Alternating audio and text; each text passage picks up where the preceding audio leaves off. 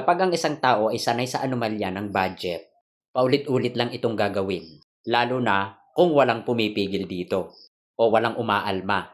Nakakapagtaka lang, bakit ang mga DDS pinoprotektahan yung mga ganitong klase ng tao? Oo, sino? Si Sara Duterte. Ngayong nalaman na natin ang nakakalula na budget ng Office of the Vice President para sa mga overpriced CCTV, laptop, MacBook, aircon, at vehicle. Over at 26 million. At iba pa yan, ha? Over at 26 million. Grabe.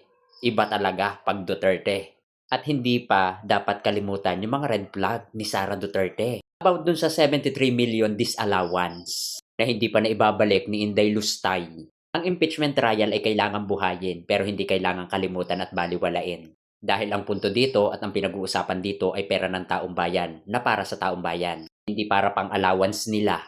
Kasi kung ito ay babaliwalain, uulit at uulit yan. Ganyang katitigas ang muka ng mga Duterte. Yes. Duterte family ang mga literal na kuno ay malinis, kuno ay magaling, pero ninanakawan ang bayan. Gumagastos ng walang paliwanag, hindi alam kung saan napapapunta ang budget.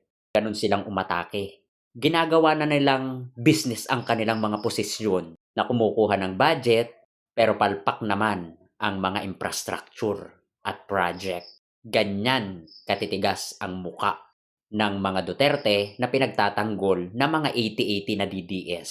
Doon lang tayo sa totoo. Nyaw.